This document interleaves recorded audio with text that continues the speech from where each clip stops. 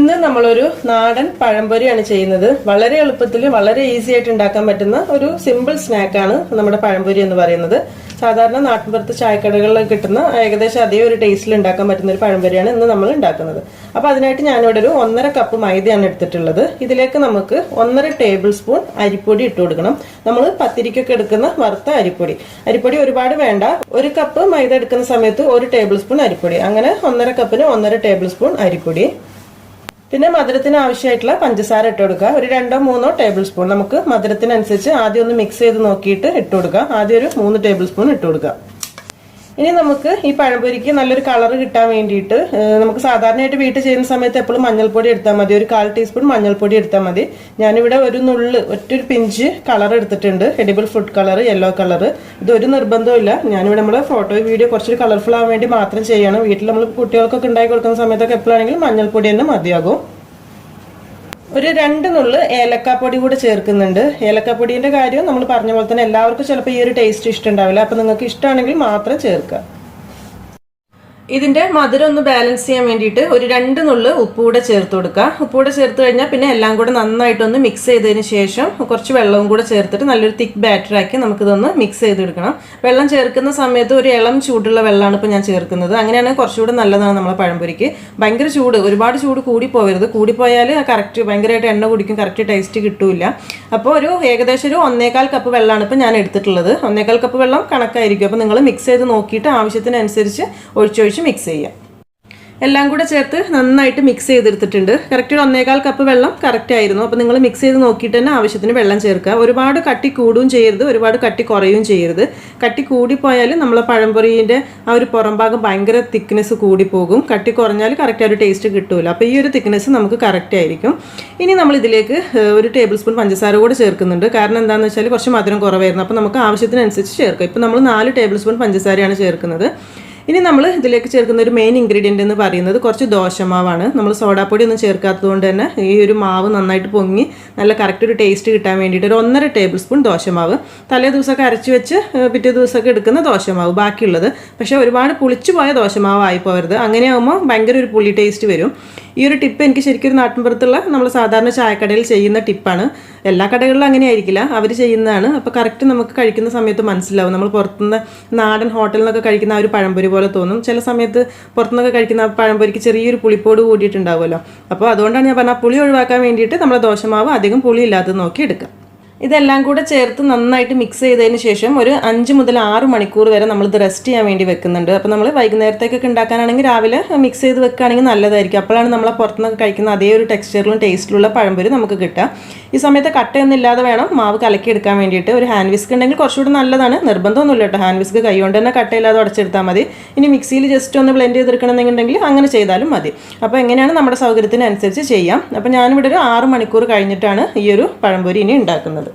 സാധാരണയായിട്ട് നമ്മൾ വീട്ടിലൊക്കെ ഉണ്ടാക്കുന്ന സമയത്ത് ഇപ്പോൾ പെട്ടെന്നൊരു ഗസ്റ്റൊക്കെ വരുന്ന സമയത്താണ് പഴംപൊരി ഉണ്ടാക്കുന്നതെന്നൊക്കെ ഉണ്ടെങ്കിൽ ചിലപ്പോൾ ഇങ്ങനെ റെസ്റ്റ് ചെയ്യാനൊന്നും സമയം ഉണ്ടാവില്ല. അപ്പോൾ അങ്ങനെയാണെങ്കിൽ നിങ്ങൾ ഒരു പിഞ്ച് സോഡാപ്പൊടി ഇടുകയാണെങ്കിലും ഇതേ രീതിയിൽ ചെയ്തിട്ട് ഒരു പിഞ്ച് സോഡാപ്പൊടി ഇടുകയാണെങ്കിലും കറക്റ്റ് ആ ഒരു ടേസ്റ്റിൽ തന്നെ കിട്ടും. അപ്പോൾ സോഡാപ്പൊടിൻ്റെ കാര്യം നമ്മുടെ ഇഷ്ടം പോലെ ചേർത്താൽ മതി.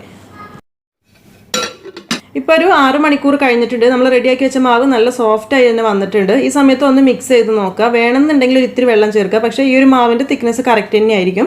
അപ്പോൾ നമ്മൾ ചെയ്യേണ്ടത് എന്താണെന്ന് വെച്ചാൽ ഒരു പഴം ജസ്റ്റ് ഒന്ന് ഫ്രൈ ചെയ്യുന്ന സമയത്ത് അതിലേക്ക് മാവ് പിടിക്കുന്നില്ല എന്നുണ്ടെങ്കിൽ 1-2 ടേബിൾ സ്പൂൺ വെള്ളം ചേർത്ത് മിക്സ് ചെയ്താൽ മാത്രം മതി. ആദ്യമേ വെള്ളം ചേർത്ത് ചിലപ്പോൾ ലൂസായി പോകും. അപ്പോൾ നമുക്കിതൊരു സൈഡിലേക്ക് മാറ്റി വെക്കാം. ഇനി ഇതിലേക്കുള്ള പഴം കട്ട് ചെയ്യുന്നത് എങ്ങനെയാണെന്ന് നോക്കാം. പഴംപൊരിക്ക് വേണ്ടി നമ്മൾ നേന്ത്രപ്പഴമാണ് എടുക്കുന്നത്. ഇതിന് വേണ്ടി എടുക്കുന്ന സമയത്ത് എപ്പോഴും നല്ല പഴുത്ത പഴം തന്നെ ആയിരിക്കണം. അല്ലാന്നുണ്ടെങ്കിൽ കറക്റ്റ് ആ ടേസ്റ്റ് കിട്ടില്ല. ഇനിയിപ്പോൾ നമ്മുടെ മാവ് എത്രത്തോളം സക്സസ് ആണെങ്കിൽ പോലും പഴം കറക്റ്റ് ടേസ്റ്റ് ആയിട്ടില്ല, പഴുത്തിട്ടില്ല എന്നുണ്ടെങ്കിൽ ചിലപ്പോൾ ഫെയിൽ ആവാനുള്ള ചാൻസ് ഉണ്ട്.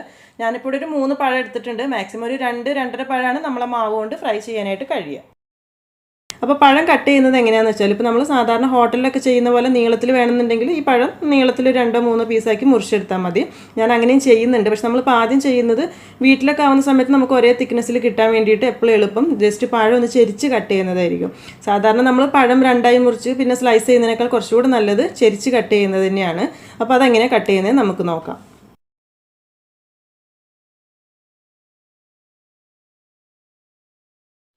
പഴം മുറിച്ചെടുക്കുന്ന സമയത്ത് ഒരുപാട് കട്ടി കൂടുകയും ചെയ്യരുത്, എന്നാൽ ഒരുപാട് കട്ടി കുറയുകയും ചെയ്ത് ഈ ഒരു തിക്നെസ് ഉണ്ടാവണം. അപ്പോഴേക്കും നമ്മളെ പഴംപൊരി നല്ല ടേസ്റ്റ് ഉണ്ടാവുക.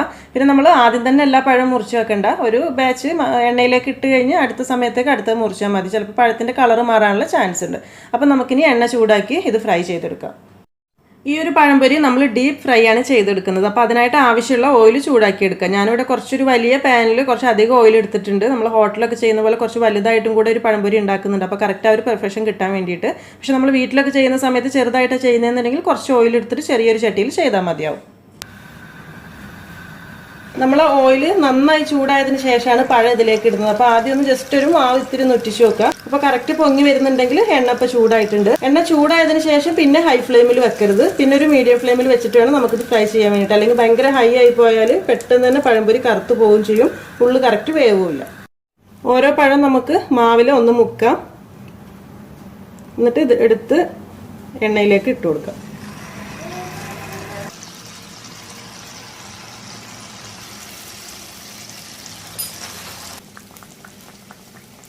ഇപ്പോൾ നമ്മുടെ പഴം കണ്ടില്ലേ, കറക്റ്റായി ഇട്ട ഉടനെ തന്നെ നന്നായിട്ട് പൊങ്ങി വന്നിട്ടുണ്ട്. നമ്മളിതിൽ സോഡാപ്പൊടി ഒന്നും ചേർത്തിട്ടില്ല, അതിന് പകരമായിട്ട് നമ്മൾ ദോശമാവ് ചേർത്തിട്ടുണ്ട്.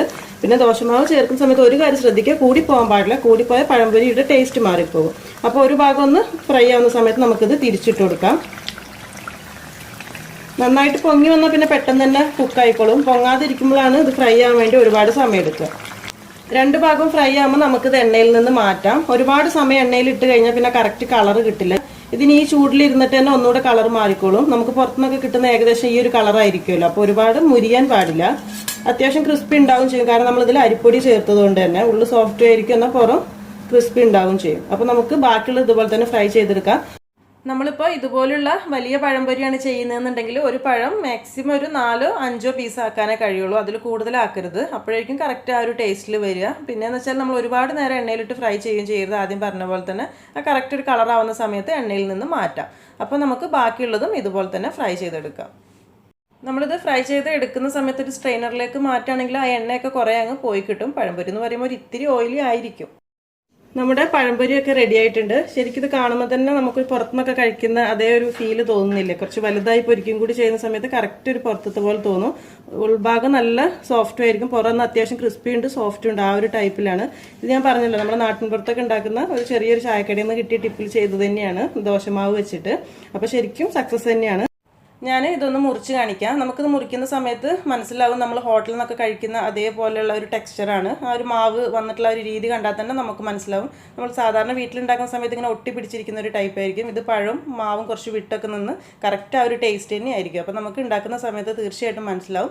അപ്പോൾ നിങ്ങൾ ചെയ്ത് നോക്കിയിട്ട് ഫീഡ്ബാക്ക് ഒക്കെ അറിയിക്കുക. അതുപോലെ തന്നെ വീഡിയോ ഇഷ്ടപ്പെട്ടിട്ടുണ്ടെങ്കിൽ ഷെയർ ചെയ്യാനും ലൈക്ക് ചെയ്യാനൊന്നും മറക്കരുത്. സബ്സ്ക്രൈബ് ചെയ്യാത്തവരുണ്ടെങ്കിൽ സബ്സ്ക്രൈബ് ചെയ്യാനും മറക്കരുത് കേട്ടോ. താങ്ക്